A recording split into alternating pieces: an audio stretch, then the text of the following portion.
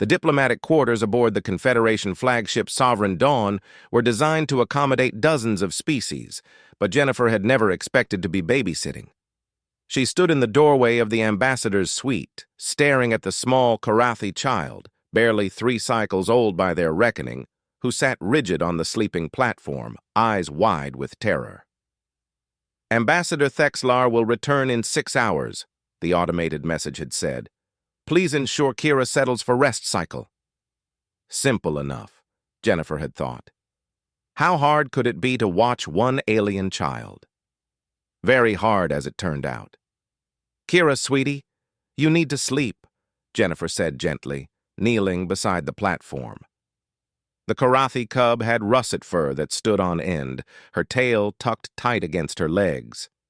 Large, luminous eyes, 3 of them, arranged in a triangle on her face, stared at Jennifer with a mixture of fear and desperate hope.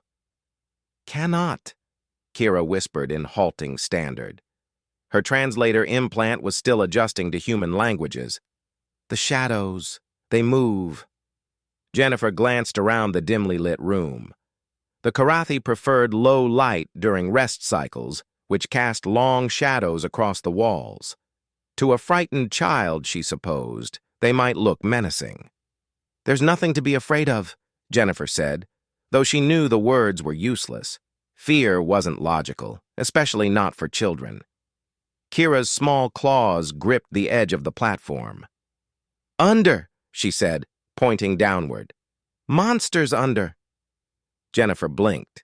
In all her years as a xenocultural liaison, she'd studied 17 different species.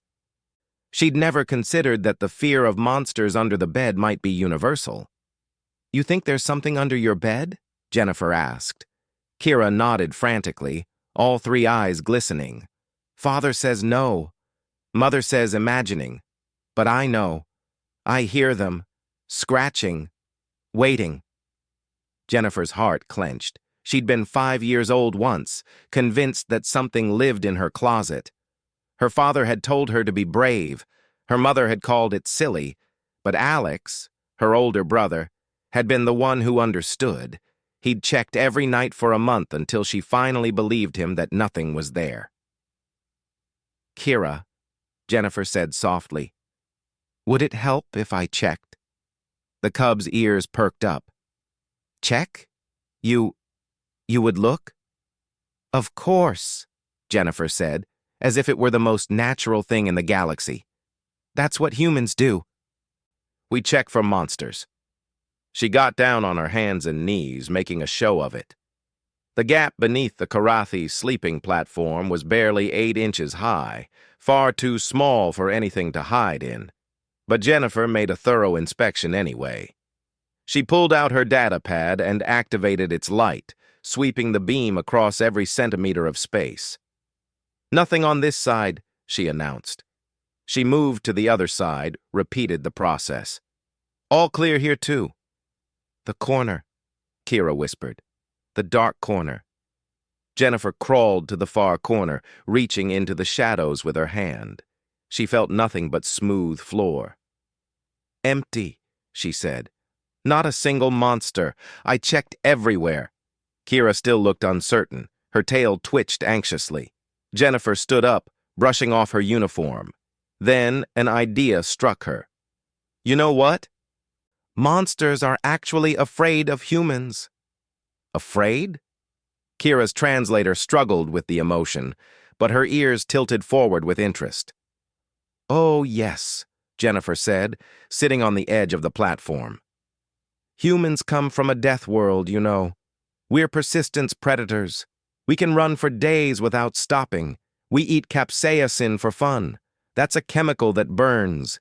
Even our music is so intense it can damage hearing." This was all technically true, things she'd heard other species say with a mixture of awe and horror. "And you know what else?" Jennifer continued, warming to her theme. "Humans are pack animals.